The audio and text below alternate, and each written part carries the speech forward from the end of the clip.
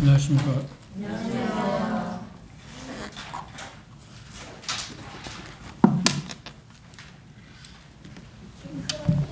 오늘 고린도후서 5장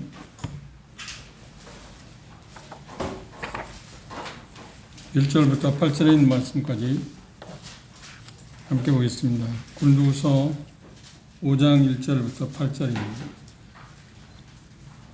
찾았으면 한 절씩 기도하겠습니다.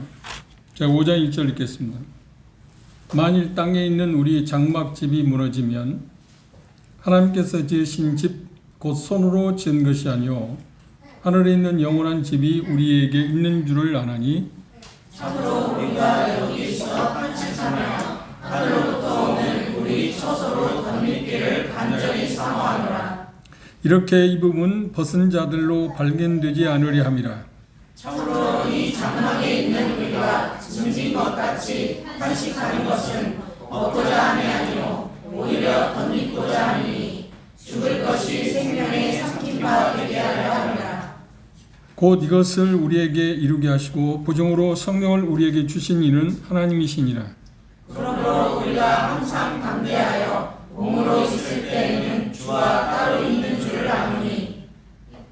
7절 함께 이는 우리가 믿음으로 행하고 보는 것으로 하지 아니하느니라.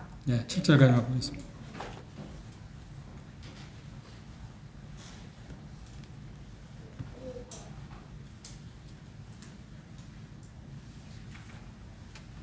우리가 구원받은 성도들임에도 불구하고 세상에 살아가면서 어쩔 수 없이 두려운 존재가 있습니다. 그리고 피하고 싶은 게 하나 있습니다. 그게 뭘까요? 그 죽음입니다. 죽음. 죽음은 정말 두려운 존재임이 틀림없습니다. 그리고 그 죽음을 누구나 피하고 싶어 합니다. 그러나 아무리 피하고 싶어도 예수님께서 오시지 않으면 우리는 어쩔 수 없이 죽음 가운데 갈 수밖에 없습니다.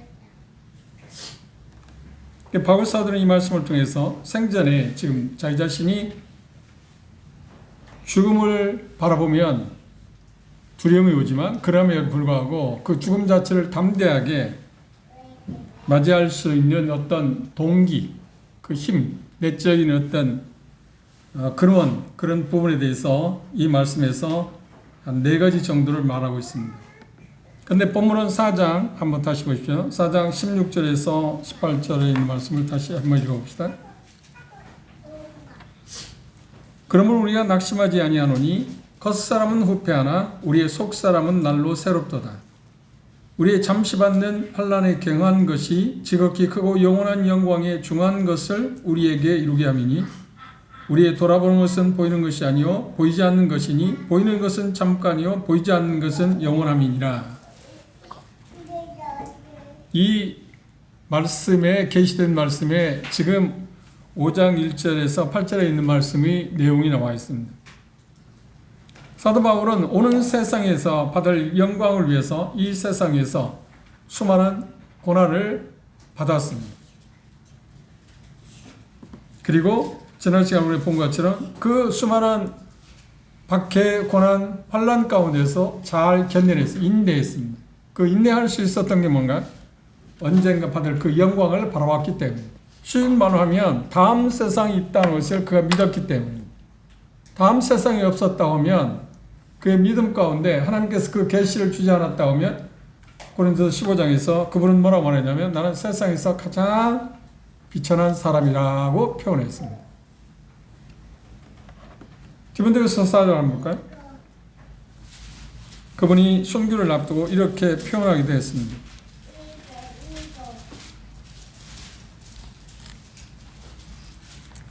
디모데후서 4장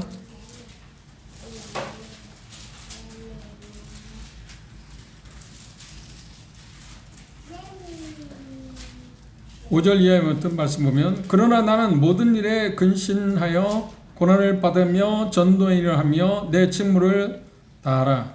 관제와 같이 벌써 내가 부음이 되고 나의 떠날 기약이 가까웠다. 여기 본문에서 이야기한 것처럼 장막집을 벗을 날이 가까웠다 하는 표현 같습니다. 실제로 보면 내가 선한 싸움을 싸우고 나의 달려갈 길을 마치고 믿음을 지켰으니 그 다음 말하는 이제 후로는 그렇죠? 죽음을 당하게 된다면 다음 세상에서 내게 기다리고 있다. 다음 세상이 내게 기다려. 내세. 그게 없었다 보면 바울 사도는 세상에서 가장 비참한 사람이에요. 가장 불쌍한 사람이라고 했잖아요. 고린도서 15장에서는 부활이 없다면, 다시 말하면 다음 세상에 부활이 있다는 말은 뭘 말하냐면 다음 세상이 있다는 얘기 아닌가요? 다음 세상이 없다고 하면 세상에서 가장 예수 믿는 사람이 불쌍한 사람이다, 비참한 사람이다 표현했습니다.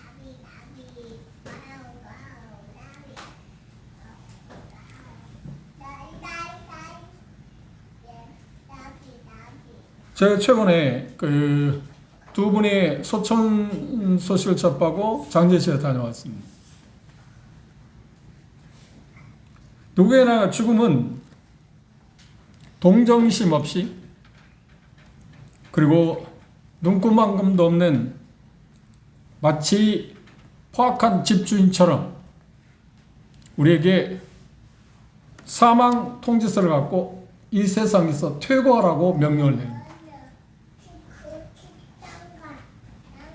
여러분이 그런 경험을 해보셨나요? 그런 경험하기는 생각보다 쉬운 건 아닐 겁니다.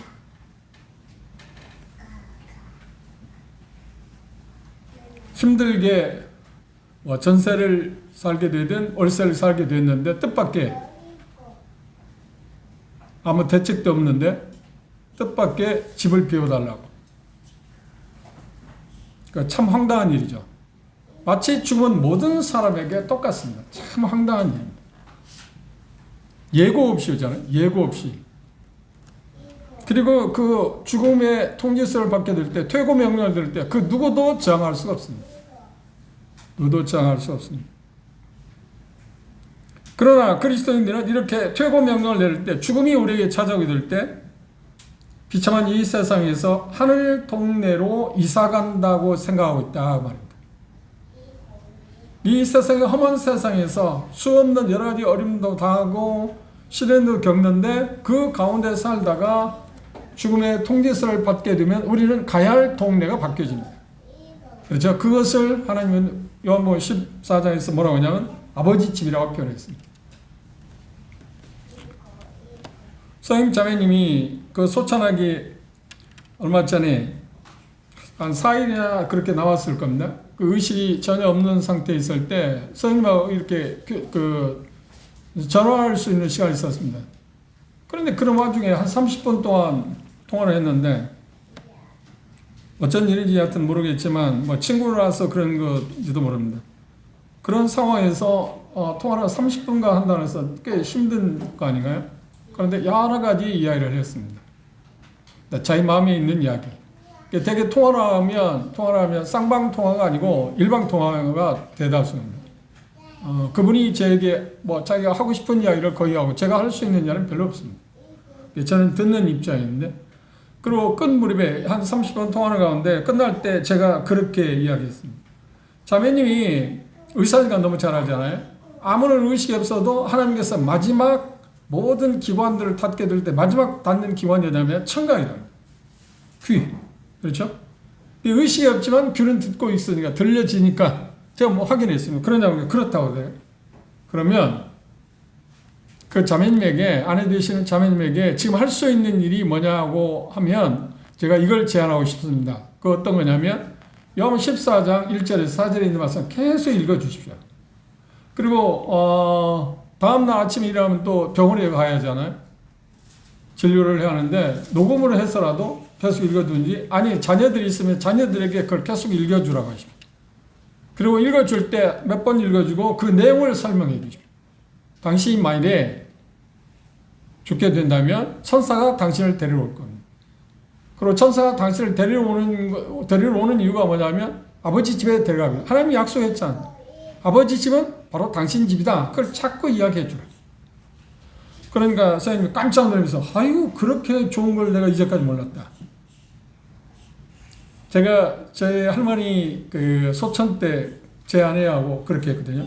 저희 어머니 그 소천 때는 임종을 제가 지키지 못했고 제할머니 때는 그렇게 했습니다. 계속 모든 것이 닫혀져 있는데 마지막 열려지는 게 천가이라는 걸 알기 때문에 계속 그 읽어드렸습니다. 읽고 설명을 했습니다. 그러니까 반복적인 겁니다. 근데 그 묘한 것은 하나님의 참 놀라운 게 하나님의 말씀이 놀랍다는 것이 능력이 있다는 것. 그런데 그분이 그 표정이 밝아지는 걸 봤습니다. 표정이 밝아지는 걸 봤습니다. 그래서 그 이야기를 하면서 그렇게 하는 것이 마지막 지금 자매님을 위해서 할 수 있는 마지막이라는 표현은 할 수 없었고요. 지금 그 상태에서 할 수 있는 게 그게 최선의 길일 거라고 그렇게 하면 좋을 거라고 제가 이야기한 적이 있습니다. 우리가 이 세상에서 다시 말하면 이 세상을 이 동네라고 하면 우리가 살고 있는 동네에서 퇴거 명령이 내리면 우리가 가야 할 곳은 본향이 있습니다. 그것을 성경은 하나님은 우리의 뭐라고 하냐 하늘 동네라. 더 구체적으로 성경적인 말을 표현한다면 아버지 집을 그곳에 우리가 퇴거하는 겁니다. 퇴거 명령이 내렸을 때 갈 데가 없으면 얼마나 불행한 일입니까? 그리고 갈 데가 있을지라도 그게 멸망이라고 하면 그렇죠? 그 얼마나 불행한 일입니까? 알든 모르든 자기가 그걸 인정하냐 인정하지 않느냐 상관없이 하나님 뭐라고 말씀하시냐면 예수님을 통해서 하나님을 만난 일이 없으면 그는 멸망의 길로 가는 거예요. 퇴거 명령을 받자마자 그는 멸망의 길을 갑니다. 물론 육체가 부활해가지고 부활한 몸을 갖고 지옥에 가는 것은 사후에 있겠지만 나중에 있겠지만 당장에 음부라고 하는 세상에서 가장 고통받는 곳으로 갈 수밖에 없습니다. 그러나 우리는 거듭난 우리들은 퇴거 명령 세상에서 퇴거 명령을 받자마자 다시 말해 죽음을 맞는 순간 우리는 어디로 가냐면 하늘나라로 우리가 옮겨집니다. 그걸 바라보면 우리는 좀 위안을 받을 수 있지 않나요? 제가 오늘 이 메시지를 준비하면서 오늘 준비한 게 아닙니다. 며칠 전에 준비하면서 제가 이 장례식장에 다녀온 것과 연관되어 있기 때문에 더 남다른 다른 때와 달리 이 본문을 제가 깊이 생각하고 준비할 수 있었습니다. 만약에 우리가 돌아갈 것이 없다고 생각해 보십시오. 그 얼마나 비참한 일이었습니까? 사람들 믿지 아니하는 사람인데 뭐 죽으면 끝이다. 죽으면 끝이라고 하면 얼마나 좋겠습니까? 근데 하나님 뭐라고 말씀하면 죽음은 끝이 아니다. 죽음은 어떤 면에서 보면 이 세상의 마지막이지만 저 세상, 내세에 대한 시작입니다. 우리는 그 소망이 있습니다. 이 소망을 가리켜서 베드로 뭐라고 하냐면 복된 소망이다. 소망이라는 말은 희망이라는 말과 다르다고 그랬잖아요. 희망은 요망상이고 성취의 가능성이 희박합니다. 그러나 소망은 확실합니다. 왜? 여기 말씀은 대로 성령님을 통해서 우리에게 보증으로 주셨기 때문에 그건 확실하다. 얼마큼 확실하냐고요? 하나님께서 그 아들 예수 그리스도를 십자가에 희생하는 대가를 지불하고 우리에게 약속했어요. 그러니 그보다 확실한 게 어디 있나요? 그렇죠? 그보다 더 확실할 수가 없습니다.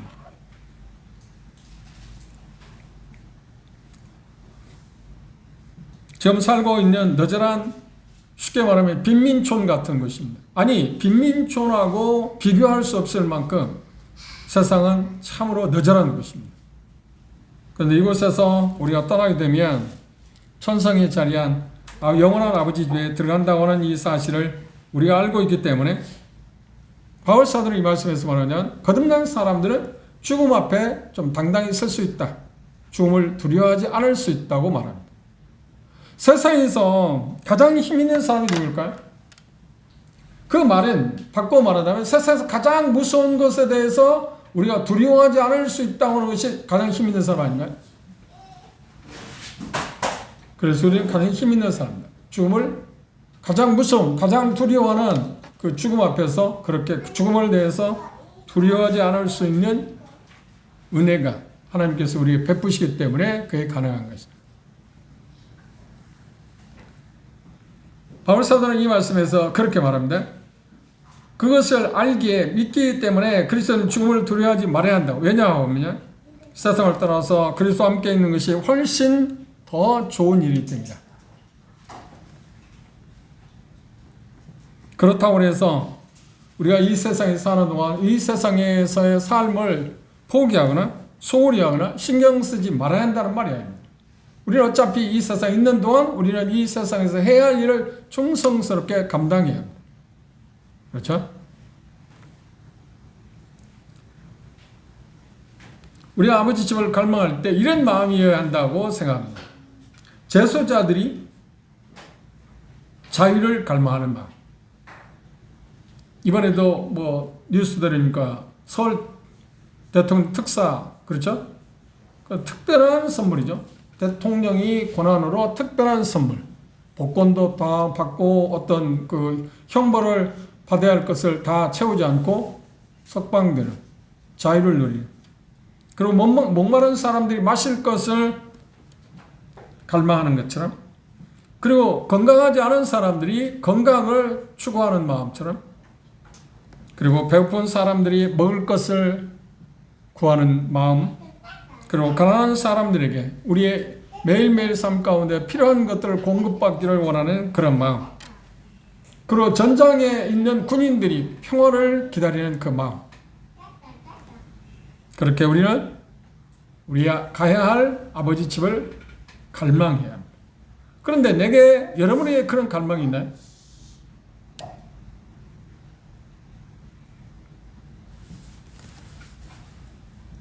그리스도인은 죽음 앞에서 소망을 품고 용기를 가져야 할 뿐만 아니라 이것이 그리스도인들이 하나님을 향한 믿음을 드러내고 자신들이 천국 소망, 다시 말해 나는 죽게 되면 천국에 간다, 아버지 집에 가야 한다고 하는 그것을 이 세상에서 진짜로 증명할 수 있는 방법이 뭔가? 죽음에 대해서 당당히 맞이할 수 있는 것, 그것이 가장 큰 거라고 생각합니다.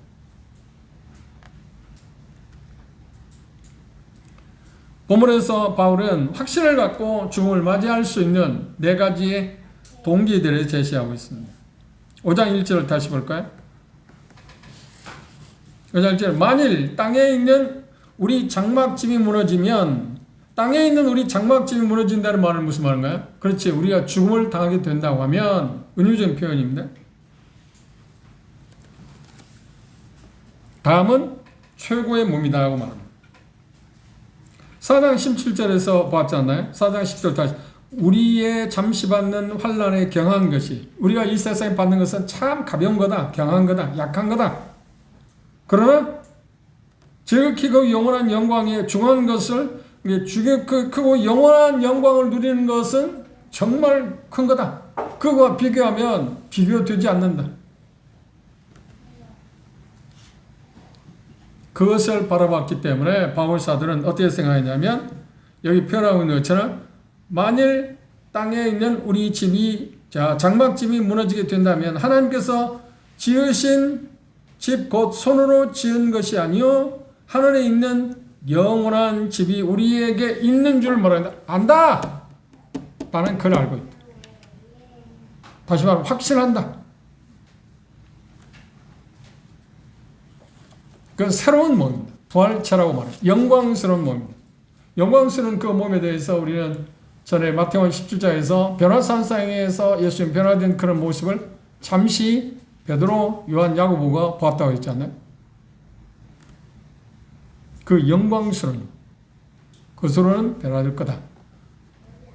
우리의 육체적 몸은 쉬운 말하면 아담의 어떤 타락, 그것으로 말미암아서 우리에게 주어지는 그 결과들, 그리고 우리들의 지은 죄, 또 어떤 역경들, 질병, 그리고 박해, 무자비하게 타격을 받았던, 그래서 바울사들과 심히 고통스럽고 어쩔 수 없는 그런 상황에서 그런 썩지 않고 불멸하는 뭘 기다렸어요? 부활의 몸을 기다렸어요. 부활의 몸을 기다렸어요. 그래서 그런 뭐라고, 내가 안다. 이 육체가 무너진다면, 죽게 된다면 새로운 몸이 내게 올 거다. 그걸 나는 안다 하고 말했어요. 그래서 지금 이 육체가 점점점, 바울사의 삶을 하는 거예요. 계속 죽음이 가까이 있다고 그러죠. 그래서 나는 날마다 죽는다고 표현을 했잖아요. 항상 죽음과 더불어서 그분은 삶을 살았습니다.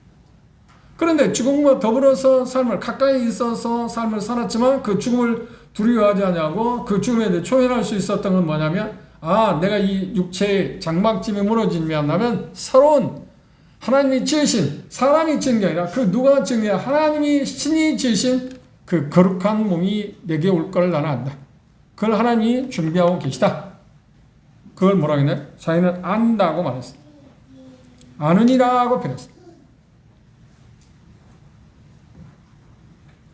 이것은 영원하게 그리스도의 몸이 어떤 가능성, 그런 막연한 희망사, 그것이 아니고 뭐라고요? 하나님의 약속에 기초한 확실한 사실, 복된 소망, 확실한 소망이다. 넘어서 8절 보십시오.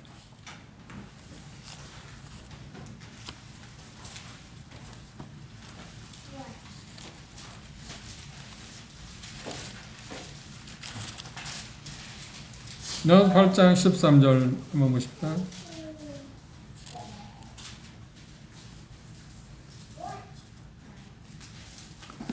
그러므로 형제들아 우리가 빚진 자로 돼 육신에게 져서 육신대로 살 것이 아니니라. 13절 너희가 육신대로 살면 반드시 죽을 것이로되 영으로서 몸의 행실을 죽이면 살 거다고 표현했습니다. 23절 보십시오.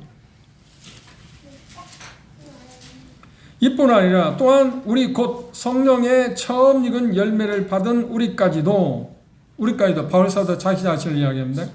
거듭난 모든 사람 속으로 탄식하여 양자 될 것 곧 우리 몸의 구속을 기다립니다. 여기 5장 1절에서 이야기하고 있는 것처럼 사람이 지은 것이 아니고 하나님이 지으신 집 곧 손으로 지은 것이 아니요 하늘에 있는 영원한 집이 내게 있다.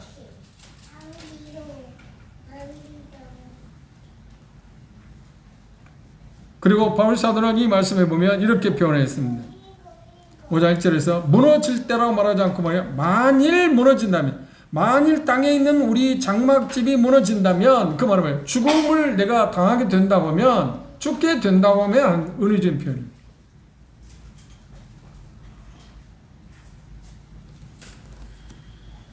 이 말은 뭐냐면 바울사도 언제든지 죽을 준비가 되어 있었다는 거예요.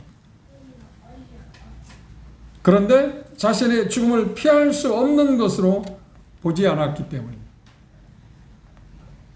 그러니까 그분이 이 말씀을 하실 때만 해도 어떤 생각을 했냐면 나는 죽지 않을 수도 있다. 다시 말하면 예수 그리스도의 휴거로 말미암아서 죽지 아니하고 휴거될 거라는 믿음을 갖고 있었습니다.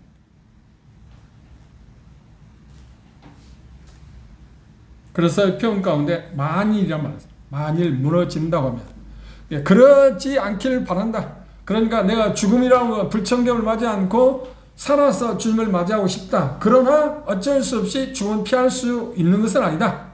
라는 표현을 이렇게 표현했습니다. 그래서 그분은 바울사도는 주님의 오심이 임박했다고 봤고 그리고 자신이 살아있을 때 주님이 오실 수 있다고 믿었습니다. 어디서 그런 표현을 하셨나요?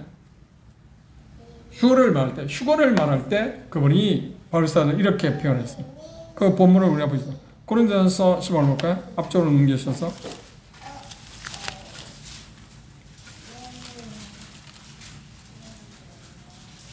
(51절) 보십시오. 15장 51절에 보시면 함께 읽어봅시다. 15장 51절입니다.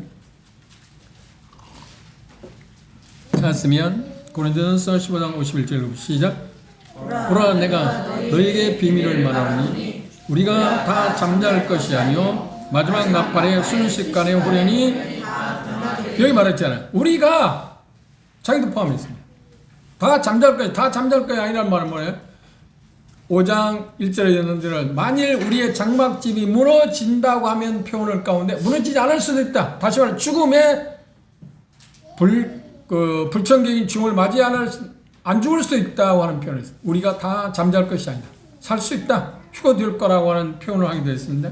우리가 다 잠잘 것이 아니다. 데살로니가전서를 보십시오. 뒤로 넘겨주셔서 우리가 이미 고린도전서나 데살로니가전서를 우리가 공부한 일이 있습니다. 5장을 보십시오. 4장을 보십시오. 4장 15절에서 17절까지 함께 읽어봅시다. 데살로니가전서 4장 15절부터 17절입니다. 우리라는 단어에 마음을 두십시오. 시작. 우리가 주의 말씀으로 내 이것을 말하노니 주의 강림하실 때까지 우리 살아남아 있는 자도 자는 자보다 결단코 앞서지 못하라. 여기 우리라고는 단어를 역시 겹쓰고 있습니다. 우리. 바울 사도도 자기도 휴거될 수 있다. 불청객인 죽음을 맞이하지 않을 수도 있다. 라는 표현을 썼습니다. 그리고 그 외에 우리 살아남은 자들도 휴거되어 죽은 자들과 함께 휴거되어서 우리가 항상 주와 함께 있을 거라 그랬어요. 이 인칭 대명사 대단히 중요해요. 우리는 그 말을 소홀히 여기잖아요. 그렇죠. 바울 사도 자기 자신은 어떤 믿음을 갖고 있었다고요? 휴거될 믿음을 갖고 있어요. 죽음을 피할 수 있을 거다. 그런데 그럼에도 불구하고 자기에게 가장 가능성 있는 것은 뭘 생각했나요? 죽음이 자기도 올 수 있다. 자기도 당할 수 있다고 이야기했다. 이 본문에서 지금 그래서 만일이라는 말을 썼어요. 그게 신앙입니다. 그렇죠. 나 안 죽을 거야. 휴거될 거야. 그 자신 있게 말할 수 있는 사람 없잖아요. 왜냐하면 그때는 아무도 모른다고 말씀하셨기 때문에. 그래서 그 날을 우리가 준비하는 것이 이 세상의 삶 아닌가요? 우리가 지금 살아가는 삶의 어떤 한시적인 것을 하나님께서 우리 시간을 주신 이유는 그 어떤 거냐면 그 죽음이 언제 우리에게 올지 모르기 때문에 그걸 준비하라고 주어진 시간들. 그 지혜로운 자들이 우리가 생각해야 할 문제입니다. 젊은 사람 생각할 때 나는 젊으니까 더 오래 살겠지. 천만에. 그러니까 우리가 속된 말로 그걸 잘 알고 있잖아요. 태어날 때 순서가 있지만 죽을 때 순서가 있다고요? 아니요. 죽을 때는 순서가 없습니다. 얼마 전에 소천은 방망리 형제는 61살밖에 안 됩니다. 그렇죠? 대단히 젊은 형제 아닌가요? 그리고 어떤 면에서 주님 앞에서 삶을 이제까지 살아온 사람다 영광스러운 사람이 있지만 더 주님 앞에서 쓰임을 받을 수 있는 형제 아닌가요? 그런데 하나님이 그런 부르셨고 나는 남겨놓았습니다. 이유가 뭘까요? 그렇지 하나님의 뜻이 있기 때문에 그렇습니다. 그리고 어떤 사람이 말한 것처럼 그 말이 참 합당한 말이 생각합니다. 우리가 하나님께서 우리의 주어진 사명을 다 마치기 전까지 우리를 데려가지 않는다. 안심하십시오.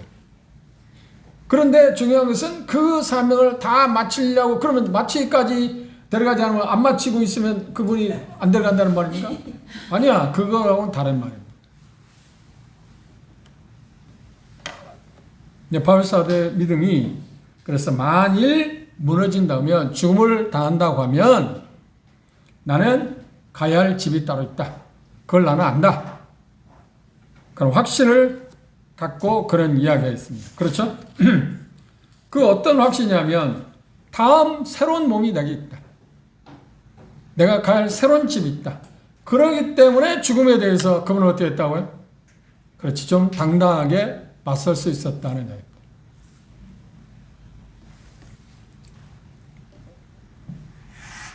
죽음을 생각할 때, 이 말씀에서 보면 죽음을 생각할 때 세 가지 과정들이 있습니다. 첫째, 휴거라는 게 있습니다. 그렇죠? 휴거. 휴거가 당한다고 하면, 온다고 하면, 주님께서 공중에 우리를 데리기 위해서 오신다면, 우리는 죽음을 맞이하지 않겠죠? 만일 우리 장막집이 무너지지 않겠죠? 그런데 바울사들은 그 휴거 때에 살아있지 못하다고 하면, 그런 뭐라 했나? 차라리 몸을 떠나 주와 함께 있는 쪽을 선택하겠다. 5장 8절에서 그렇게 표현했어요. 우리가 읽지는 않았습니다. 그런데 육신에 그대로 머무는 것은 이생의 삶이 그의 세 번째 선택입니다. 자, 살아서 주님을 만나는 것, 휴거되는 것을 그분이 꿈꿨습니다. 그게 원하는 것입니다. 그렇죠? 그럼 두 번째는 뭔가? 여기 표현하고 있는 것처럼 몸을 떠나서 주와 함께 있는 것. 이게 죽음 후에 주님을 만나는 것, 그걸 이야기했습니다. 그러니까 또 하나 남은 건 뭔가? 그렇지 않을 때 나는 이 세상에서 어떤 일을 해야 한다. 우리에게 똑같은 마음입니다. 바울사들은 이걸 하고 이미 죽음을 당했고, 그렇죠? 주님 품 안에서 영광을 누리고 있습니다. 그런데 우리는 이 세 가지 시제 앞에서 휴거, 아니면 몸을 떠나서 주님을 만나게 되든, 아니면 지금까지는 어떤가요? 두 가지 우리는 아직 아닙니다. 세 번째, 우리는 뭔가요? 이 땅에서 우리는 지금 존재하고 있습니다.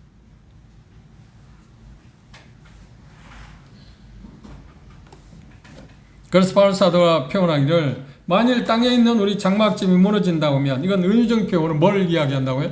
죽음을 가리킵니다. 내가 죽게 된다고 하면 난 죽을 수 있다. 죽음이 내 가까이 있다. 그런데 그럼에도 불구하고 본문에서 그렇게 이야기했지만 그분이 쓴 서신에서 보면 우리가 찾아본 것처럼 고린도전서나 데살로니가전서에 보면은 나는 죽음을 맞이하지 않고 맛보지 않고 다시 말해 장막집이 무너지기 전에 휴거될 수 있다. 나는 그렇게 믿고 있다. 그래서 계속 우리라는 말을 썼습니다.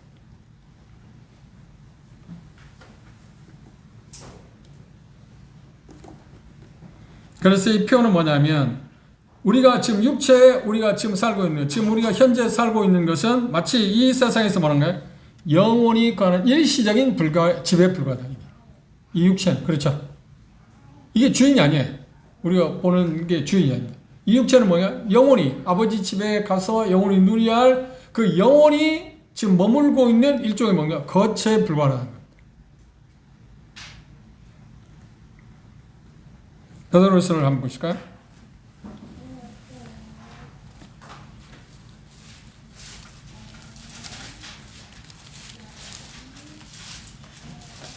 (1장) 13절 14절입니다.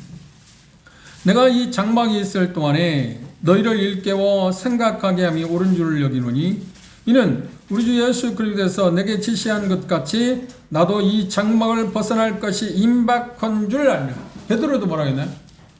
그렇지. 나는 이 장막에 잠시 머물고 있다. 그래서 주님이 허락하시며 언젠가 이 장막을 떠날 날이 내게 가까이 왔다. 이 장막, 이 육체는 영원히 잠시 머물고 있는 거처에 불과한 겁니다. 그래서 그럼에도 불구하고 육체를 소홀히 하는 것은 옳은 게 아닙니다. 인간의 몸은 영원의 일시적인 머무는 거처, 집일 뿐만 아니라 우리의 진짜 집은 어디에 있다고요? 하늘에 있습니다. 하늘에 있습니다. 그래서 바울 사도는 내가 안다. 뭘 안다고 그랬나요? 다시 보십시오. 5장 1절 다시. 만일 땅에 있는 우리 집이 장막집이 무너지면 하나님께서 지으신 집, 그 손으로 지은 것이 아니요 하늘에 있는 영원한 집이 우리에게 있는 줄을 안다. 아버지 집이 우리에게 있다. 그걸 알았기 때문에 바울 사도는 죽음을 어떻게 했다고요? 보는 시각이 달랐다고. 그렇게 두려워하지 않았다.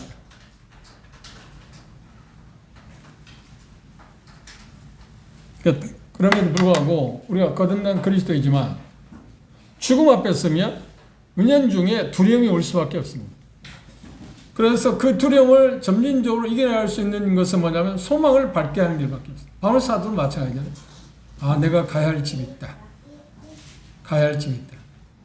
육체, 영혼이 지금 거하고 있는 이 육체, 손으로 지은 집, 이 육체는 언젠가 벗어야 할 거고, 그리고 영혼이 진짜 거할 집은 하나님께서 하늘에 마련한 집이 있다.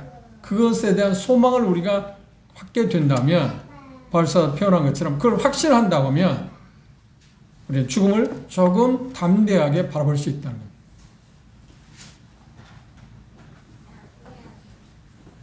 죽음 앞에서 초연할 수 있는 사람 아무도 없습니다. 그 소망을 보게 될 때 우리가 죽음에 대해서 조금 생각하는 차이가 있을 거라고 생각합니다. 따라서 우리는 이 세상에서 그러기 때문에 이 세상에 우리의 삶을 뭐라고 하냐면 나그네요 임시 거주민으로 해야겠습니다. 임시 체류한다. 마치 여행객에 불과하다. 이 세상에 우리가 지금 존재하는 시간이 마치 해외 가서 한 달 아니면 주재원으로서 4년 사는 사람 있잖아요. 그런데 그들이 아무리 좋은 타국에서 어떤 일을 한다고 할지라도 자기의 고국은 어디인가요? 그렇죠. 한국이죠. 그리고 언젠가 돌아와요. 언젠가 돌아와요. 마치 우리는 이 세상에서 그런 마음을 갖고 세상을 살아야 돼요. 나그네 행위. 그렇죠? 나그네 행위. 걸음인. 여행객으로 생각하고 살아야 돼요. 여행할 때 여러분들이 예를 들어서 한 달 만에 해외여행을 간다고 하면 거기 가서 오래 살 거라고 준비하는 거야? 한 달에 필요한 것 좀 알파 20% 더 한다든지 그렇게 해서 준비하고 가지 않겠니? 그 정도도 많이 갖고 가는 것 같은데? 그렇지 않나요? 저는 해외여행을 많이 했지만 제 여행 수칙이 하나 있다면 짐은 최소화한다. 왜냐하면 여행 가면서 입은 것 갖고 누가 저 사람 왜 옷이 저렇게 구기졌냐고 시비할 사람 없잖아요. 여행객이니까. 그렇죠?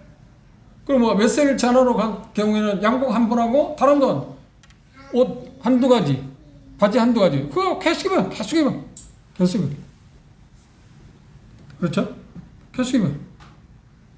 그것도 뭐라고 하는 상관없잖아. 우리의 삶을 이 세상에서 삶에 대해서 그런 자세를 갖는 게 나는 이 세상에 지금 여행하고 있다. 그래서 나그네 행인 같다고 이야기했습니다. 히브리서 11장 13절을 보십시오. 믿음의 선진들은 그런 자세로 세상을 살았습니다. 히브리 11장을 보십시오.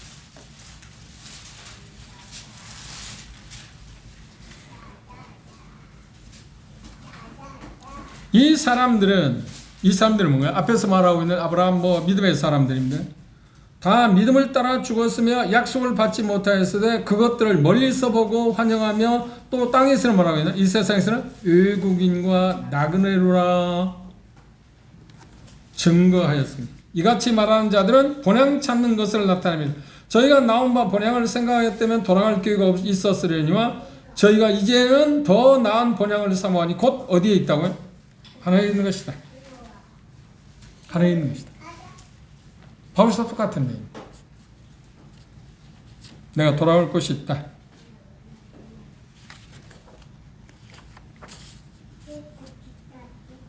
마치 이스라엘 백성들이 광야 생활할 때 하나님을 마련했던, 하나님을 만날 수 있던 거처가 뭐냐? 성막이라는 것이 있습니다. 성막은 뭔가? 천막.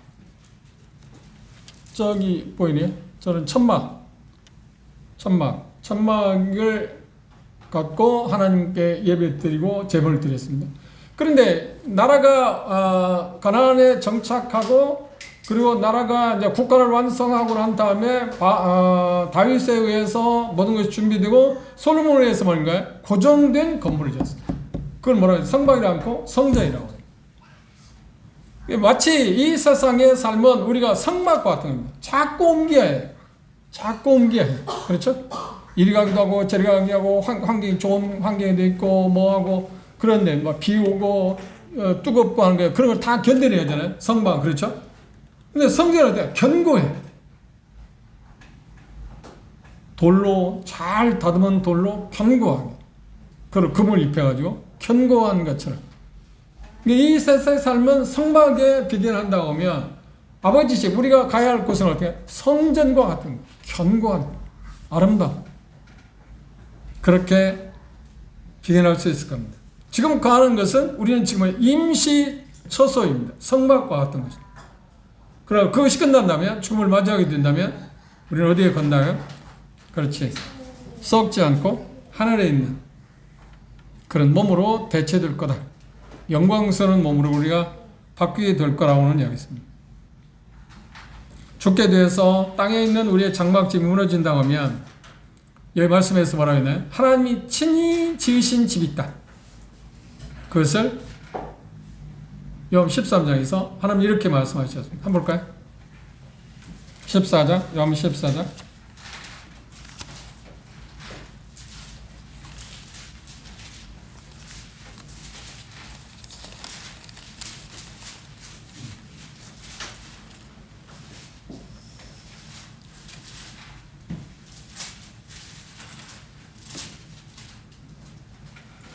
십사 1절부터 4절까지 함께 읽어봅시다. 시작. 너희는 마음에 근심하지 말라. 하나님을 믿으니 또 나를 믿으라. 내 아버지 집에는 거할 곳이 많도다. 그렇지 않으면 너희에게 일렀으리라. 내가 너희를 위하여 처소를 예비하러 가노니 가서 너희를 위하여 처소를 예비하면 내가 다시 와서 너희를 내게로 영접하여 나 있는 곳에 너희도 있게 하리라. 내가 가는 곳에 그 길을 너희가 여기 분명히 약속하는 겁니다. 내가 예비하면 다시 와서 너희를 내게로 영접하여 나 있는 곳에 너희도 있게 할 거다. 그 영원한 칠. 그것을 바울 사도는 바라봤어. 그걸 안다고 표현했어.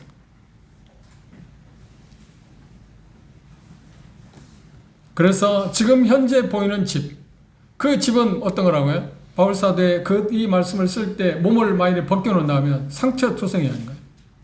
채찍이 맞은 흔적들, 짐승과 싸워서 당한 일들, 파선에서 당한 일들, 그 뭐 만신창이 되었을 겁니다. 모든 몸 자체가. 그렇죠? 그런 몸이 무너지게 된다면 영구적인 기초 위에, 그러니까 일시인 것입니다. 그렇죠? 영구적인 기초 위에 세워진 영원한 집, 하나님이 지으신 영원한 집이 있다. 그건 뭐라고 했나요? 나는 그걸 안다. 그게 나를 기다리고 있다는 것을 안다고 말했습니다. 그래서 고린도서를 쓰고 나서 바로 쓰여진 것이 뭐냐면 로마서입니다. 로마서에서 영원한 부활의 몸을 갖게 되기를 바라는 그런 갈망을 표현했습니다. 바울 사도는 한번 그 부분을 볼까요? 로마서 8장으로 돌아가서 순서가 이 고린도서를 쓴 다음에 로마서를 썼습니다.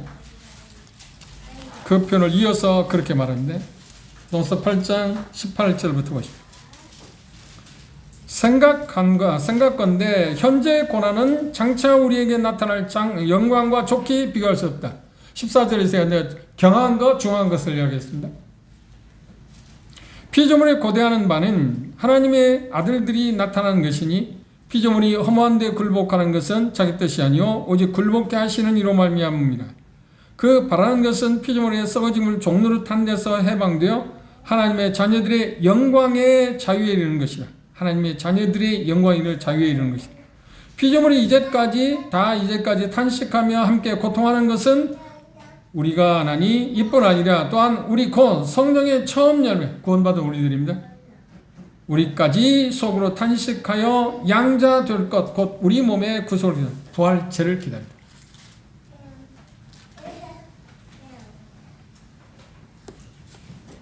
몸의 속량 그것을 칭의 성화 다음에 오는 영화에 대해서 언급하고 있습니다. 영화로운 몸이 될 거다. 다시 새로운 몸을 갖게 될 거다. 바울 사도가 이 본문에서 영원한 몸을 갈망했던 이유가 뭘까요? 그 영광스러운 몸을 갈망했던 이유가 뭘까요? 부활체를 기대했던 건 뭘까요?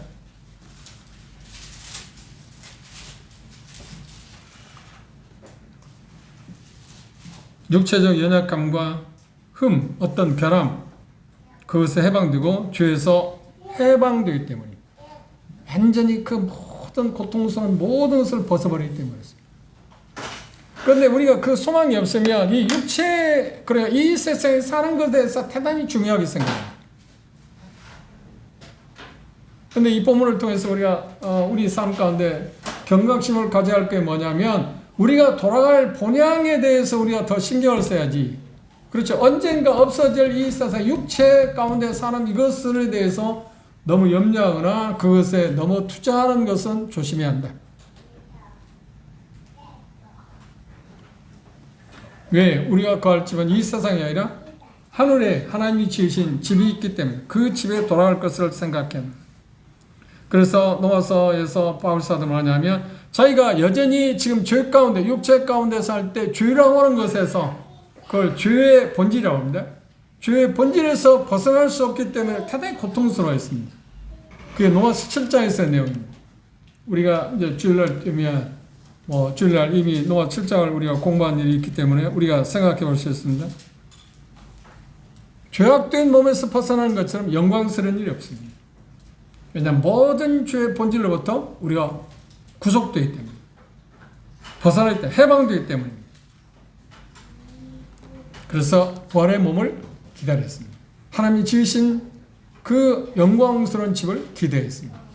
그곳에 빨리 가고 싶어 했습니다. 그 영광스러운 몸을 기대했던 두 번째 이유는 뭔가요?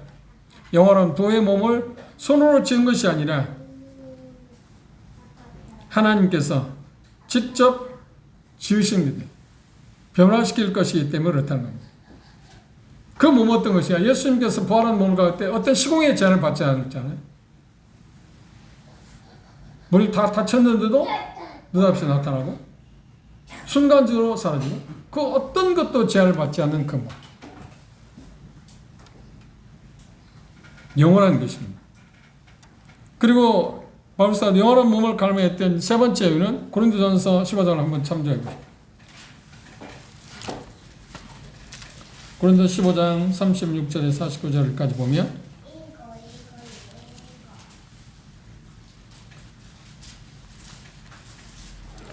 죽은 자들이 어떻게 살아나냐?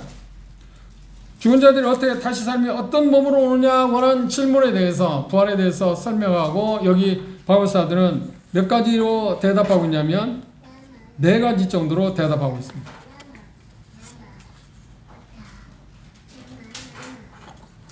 첫째 뭐라고 하는가요? 36절에 38절 보십시오.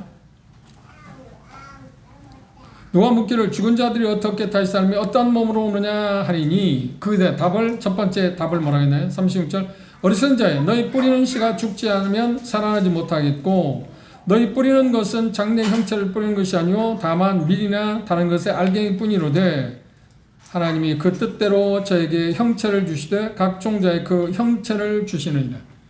다시 말하면 뭐냐면 자연의 예를 들어서 바울사도는 설명하고 있습니다.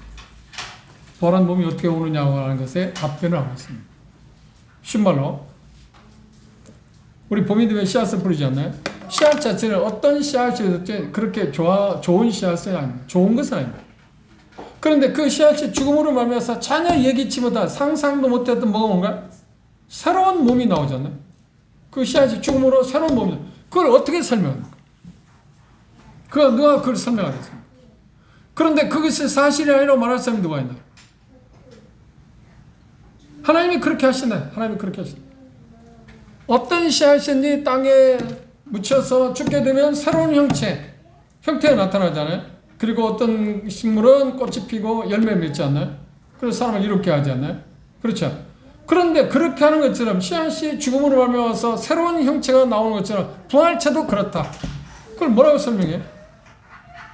이걸 설명할 수 있다고 하면, 이걸 설명할 수 없기 때문에 부활체도 같다고 하는 이야기를 지금 바울사는, 이게 정말 확실한 이야기 아니에요. 그래서 끝부분에 뭐라고 했나요? 하나님이 그렇게 하신다. 새로운 형체를 주신다. 어떤 몸으로 오느냐, 어떻게 오느냐 하는 답변에 대해서 바울사는 첫 번째 자연을 들어 설명해서, 두 번째 39절 40절을 보면 몇 가지를 비교하고 있습니다. 39절, 육체는 다 같은 육체가 아니니 하나는 사람의 육체요, 하나는 짐승의 육체요, 하나는 새의 육체요, 하나는 물고기 육체요. 예, 비교하고 있습니다. 몇 가지를 보면 사람의 몸, 짐승의 몸, 새의 몸, 물고기 몸, 즉 땅에 속한 몸이 각기 다르듯이, 쉽게 말하면 부활의 몸도 육체의 몸과 전혀 다른 것으로 나올 거다. 비교했습니다. 이 땅에서 사람의 몸이 있듯 저 땅에서는 부활체의 몸도 있다. 그렇죠. 그것을 설명했습니다. 세 번째, 부활체가 어떻게 오느냐, 어떤 모양으로 오느냐에 대해서 답변할 때 42절부터 44절을 보면 역시 몇 가지를 앞에서는 비교하고 있는데 이거는 대비시키고 있습니다. 어떻게 대비하는 거예요? 한번 보십시오. 42절 보십시오.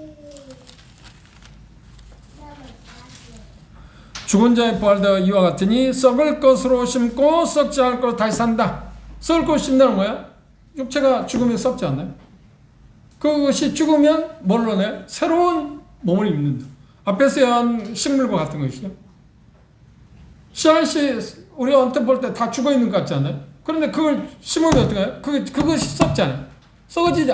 그대로 있고 뭔 싹이 나나요? 어떤 열매를 꽃이 피는 거 아니요. 그럴 수 없잖아요. 그런 것처럼 부활체도 그렇다고 얘기합니다. 그래서 부활의 몸은 죽지도 않고 썩지도 않고 자유하게 되고 강력한 몸을 유지할 거다라고 하는 표현을 했습니다. 쉽게 말한다면 씨앗이 죽어서 어떤 형체가 생기는 것을 누가 설명할 수 있어요? 그렇다고 우리 설명을 못하지만 그걸 부정할 사람이 누가 있나요?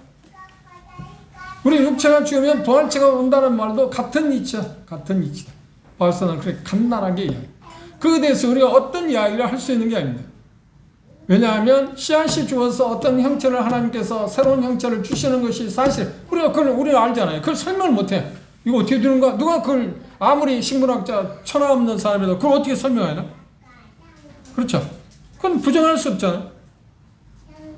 그래서 우리 육체가 죽게 되면 새로운 부활체를 갖게 된다고 하는 것을 누가? 하나님이 그렇게 하시다. 씨앗이 죽어서 새로운 생명체가 나타나게 하는 것처럼 하나님의 권능으로 해서 그렇게 하신다고 이야기했습니다. 그 다음 네 번째, 부활체로 어떻게 오느냐, 부활한 생명이 어떻게 오느냐 할 때 45절에서 49절에 보면 그리스도인들의 어떤 이불 부활체의 어떤 원형을 제시하고 있습니다. 45절 보십시오. 기록된 바 첫사람 아담은 산 영이 되었던 것 같이 마지막 아담은 살려주는 영이 되었나니 그러나 먼저는 신령한 자가 아니요 육 있는 자요 그 다음에 신령한 자다. 첫사람은 땅에 났으니 흙에 속한 자이거니와 둘째 사람은 하늘에 나셨느니라. 무릇 흙에 속한 자는 저 흙에 속한 자들과 같고 무릇 하늘에 속한 자들은 저 하늘에 속한 자들과 같으니 우리가 흙에 속한 자의 형상을 입은 것 같이. 그래서 지금 우리 현재의 몸이죠. 또 뭐라고 했나요? 또한 하늘에 속한 자의 형상을 입을 거다.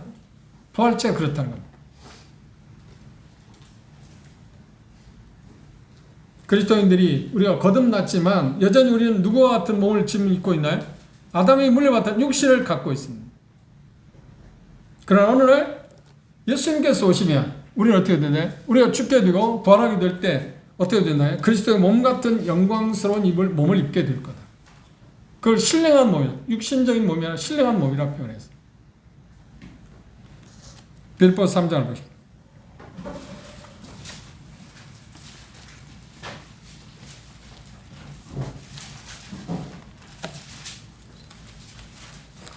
빌립보서 3장 20절.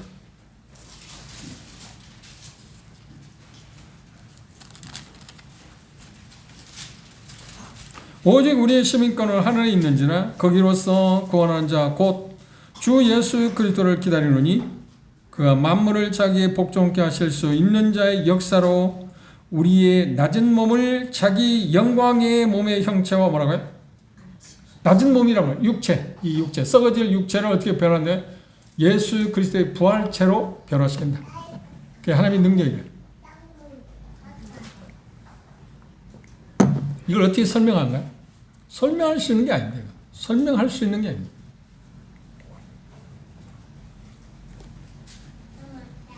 그래서 요한일서에서 이렇게 요한 사도는 말합니다. 요한일서 3장 2절 보십시오.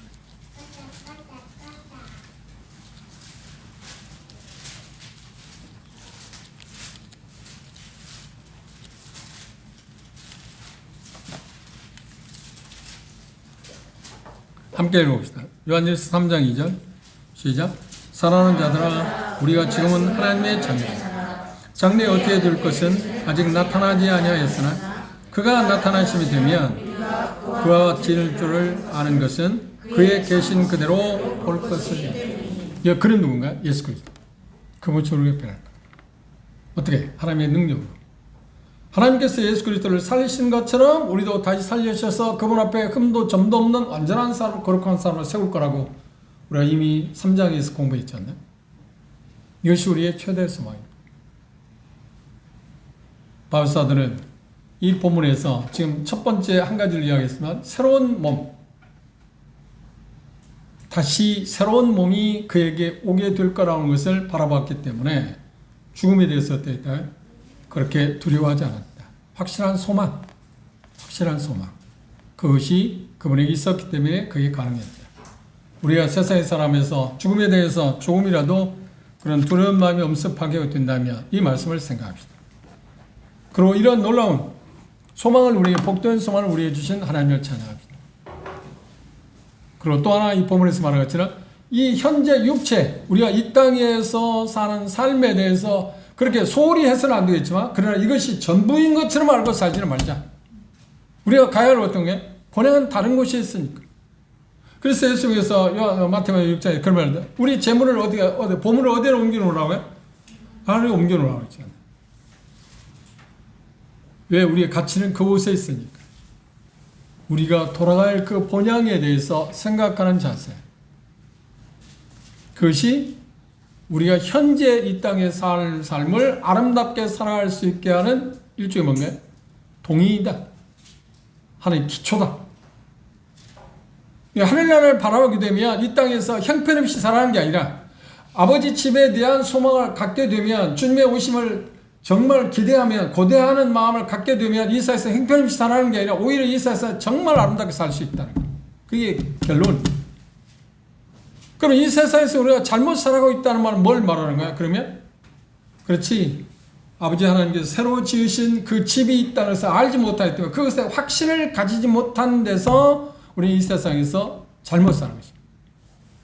그걸 바라보는 게 대단히 중요합니다. 그 삶을 우리에게 주신, 그 소망을 우리에게 주신 주님을 찬양하고 감사하는 그런 한 주가 되었으면 합니다. 기도 마치겠습니다.